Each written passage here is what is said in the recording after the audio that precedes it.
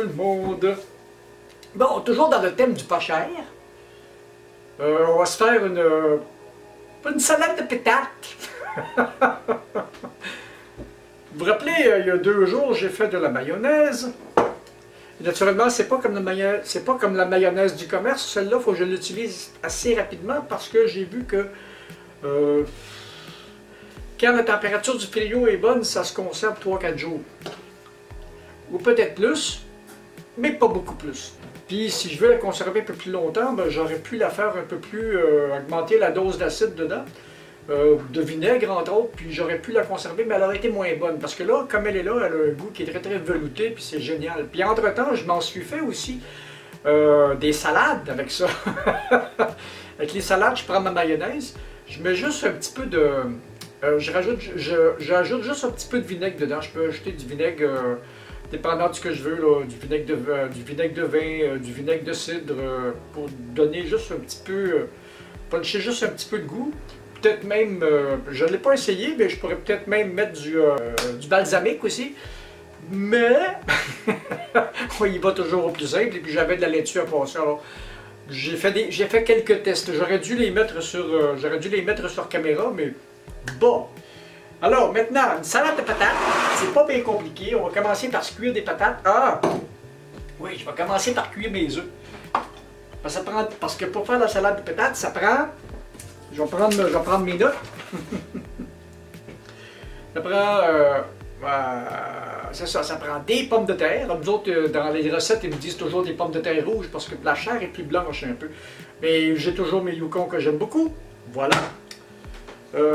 Ça prend une tasse et demie de mayonnaise. Il doit me rester... il m'en reste à peu près une tasse. Ça va être bon pour la quantité que je fais. Ça prend une cuillère à soupe de lait à peu près, là, juste pour diluer un peu. Ça va prendre un petit peu de vinaigre justement pour donner un petit peu de crunch à la chose. On va y mettre des oignons verts. J'en avais en stock justement parce que sans ça j'aurais peut-être mis des oignons ordinaires, ça aurait pas pareil, c'est sûr. Et puis du sel, du poivre, et puis on va mettre des pommes, ça va être drôle. Bon, ok, c'est parti. Bon, on va commencer par mettre les œufs, comme je vous ai montré l'autre fois, quand j'ai fait si vous allez voir la vidéo des œufs marinés, c'est une technique pour ne pas avoir de... comment est-ce qu'ils appellent ça? Pour ne pas avoir de verre autour du jaune. On les part à froid, on les amène à ébullition, on attend 1 ou 2 minutes, puis après ça, on les laisse... on les retire du feu pour les laisse refroidir 10-12 minutes. Puis avant de les peler, on les refroidit complètement. On va se peler des pommes de terre. Puis normalement, les pommes de terre, je ne devrais pas les couper en cubes tout de suite, puis je vais les couper en cubes avant de faire la cuisson. Comme ça, ils seront déjà prêts. Oh, puis il est tard en soirée. Il est 20h30. J'aurais parti ça plus de bonne heure ce matin. Mais je me suis réveillé avec une surprise un petit peu désagréable. Et ma vieille maison, moi, et pour faire une histoire courte, ma vieille maison, elle n'a pas de sous-sol, elle n'a qu'un vide sanitaire d'à peu près, c'est quoi, à peu près, je pense, 90 cm à peu près la hauteur de plafond. Puis dans une partie du vide sanitaire, j'ai creusé un peu plus pour installer une pompe, de puisard. Donc, parce que avant que je fasse ça, le printemps, quand la neige partait, le fond du vide sanitaire devenait comme de la boue. C'était très humide, ça sentait pas bon, c'était désagréable. Et depuis que j'ai fait ça, je pompe l'eau à mesure qui arrive de l'extérieur, puis le vide sanitaire reste très sec. Et donc, ce qui est arrivé, c'est que j'entendais pas la pompe partir ce matin. J'ouvre les trappes, je regarde dans le vide sanitaire. Il y a ça des pets d'eau. Je suis allé chercher ma petite pompe, j'ai une petite pompe submersible. Je suis allé chercher ma petite pompe submersible. Puis, j'ai vidé le sous-sol, ça m'a pris le temps que ça a pris. Et j'ai réparé la pompe de puiseur. Tout ça parce que comme j'habite dans un secteur qui a été rénové et re-rénové, il y a eu de la construction neuve et que ma maison est ancestrale, bien, elle est à peu près 30 cm plus bas que tout le monde. Donc c'est dans la propriété dans une cuvette. Donc quand ça fond le printemps, tous les terrains se vident sur mon... Toutes les propriétés autour se vident sur ma propriété. Et puis même la ville a installé un système de drain pour vider ma propriété. Ça, j'ai eu une aventure il y a 4-5 ans avec ça. Je vous la conterai aussi à un moment donné. Donc, j'ai réparé la chose. Tout ça, c'était une valve anti-retour qui était brisée. Les joies d'être propriétaire! Donc, c'est réparé. Ça a pris une couple d'heures baisser le niveau assez dans le vide sanitaire pour être capable de travailler.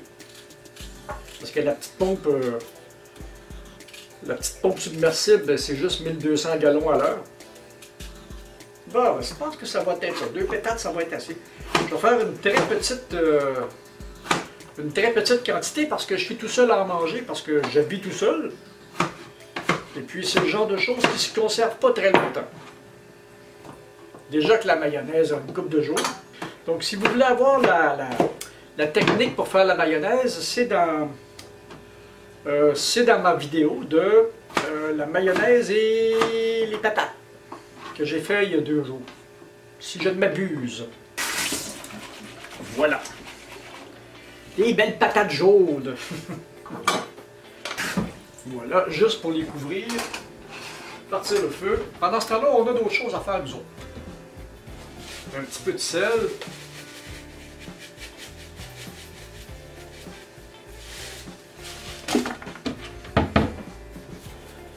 Et quand j'ai fait la mayonnaise et les patates, quand j'ai sorti ma plaque du four, ça vous ne l'avez pas vu, mais je me suis brûlé, mais assez solidement. Il y avait de l'huile sur la plaque, puis avec les pinces, la plaque a bougé un peu, et puis l'huile est descendue sur mon poignet.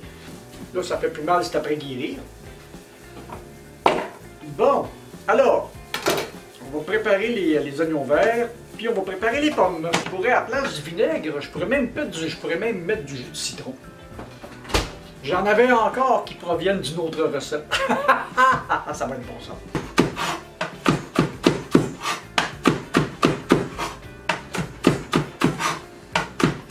On va les laisser comme ça, puis on va défaire les pommes en petits cubes aussi. En très petits cubes. Ça aurait été mieux avoir de la crème, mais ça va faire pareil. Bon, les pommes. Là, j'ai hâte de rénover la cuisine. Ça sera probablement pas cette année. Parce qu'avec le confinement, mon problème, c'est que je prévoyais ma meilleure année à vie au niveau salarial. Au niveau de mes revenus général. Mais là, je pense que ça va être la pire des 10 dernières années. D'après ce que je peux voir, on a... Ah, ok. On va enlever les cœurs de pommes.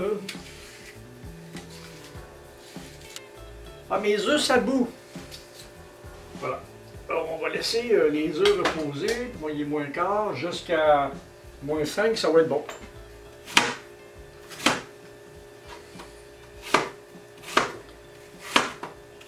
Des cubes pas trop gros. J'aurais dû les faire plus petits encore.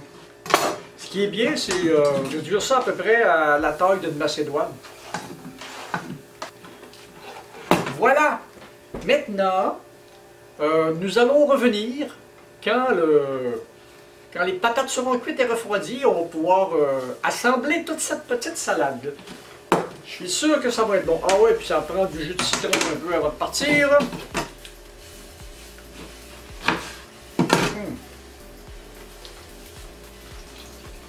Un demi-citron, ça devrait aller.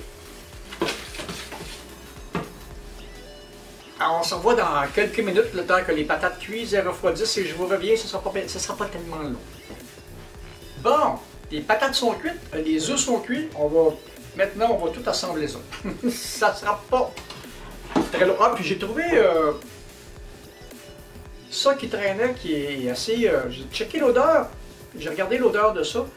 Ça semble extrêmement intéressant comme épice à mettre dans le système C. C'est une mélange de trempette au curry et mangue. Ça doit être bon avec le genre de matériel que j'ai là. Bon, sans plus tarder,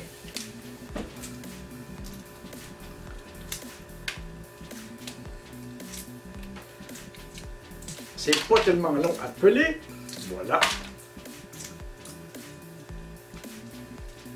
Ils ne sont pas tout à fait assez froids. Mais c'est pas grave.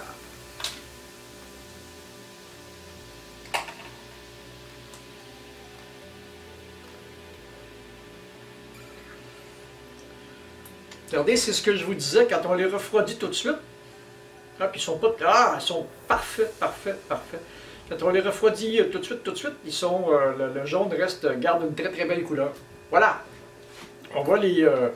voilà, on va les hacher un peu. Histoire d'avoir quelque chose qui ressemble un peu à ça. Et maintenant, on assemble les pommes de terre qui ont un petit peu refroidi et qui sont égouttées. Je vais mettre les œufs. Voilà.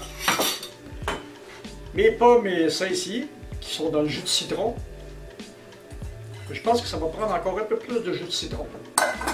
La mayonnaise. Ah, ben un petit peu d'assaisonnement. Un petit peu de ça. J'adore l'odeur sucrée de ces caries-là. Quelques gouttes de lait, c'est peut-être l'équivalent d'une cuillère à soupe. Voilà. La mayonnaise. Puis je vais compléter avec un petit peu plus de vinaigre.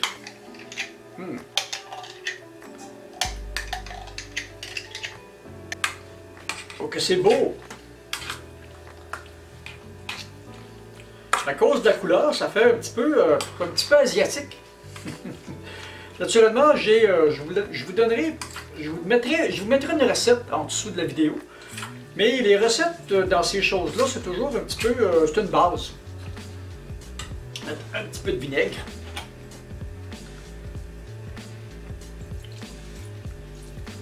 L'équivalent de 1 ou 2 cuillères à soupe, juste pour donner un petit peu plus de punch.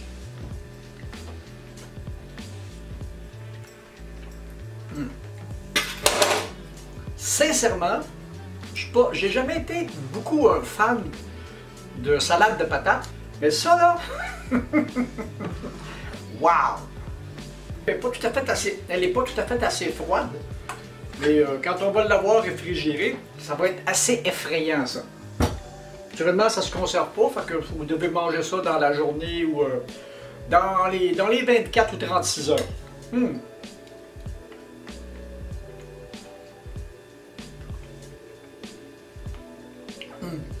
Ah, c'est écœurant ça. C'est avec le curry, avec les pommes, avec le jus de citron que j'ai mis dedans, on a un petit... puis le lait qui a caillé un peu, ça c'est normal, il y a beaucoup d'acide. On a un petit... ah! Je ne saurais le dire, il y a un petit crunch le fun. C'est validé!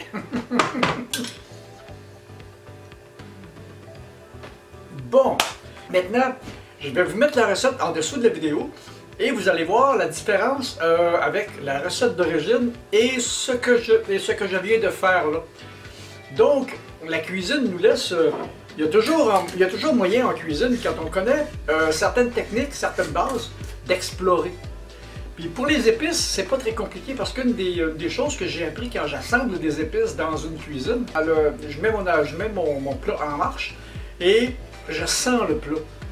Et après ça, si je veux ajuster des épices dedans, je vais prendre mon plat d'épices et je sens les épices. Ok, celle-là, ça va dedans. Ok, celle-là, ça va être le fun. Oh non, pas ça! Quand on assemble et qu'on fait des essais et des expériences, faut faire un petit peu attention à ça. Mais nonobstant ça, une fois qu'on a la technique et qu'on connaît certaines petites choses comme ça, ben après ça, ben, seule l'imagination est votre limite. Alors, si vous avez aimé la vidéo, bien, donnez-moi un petit pouce bleu. Abonnez-vous à la chaîne, partagez, venez me parler dans les commentaires. Ok, salut. Moi, je vais aller m'empiffrer, j'ai faim, j'ai pas soupé là.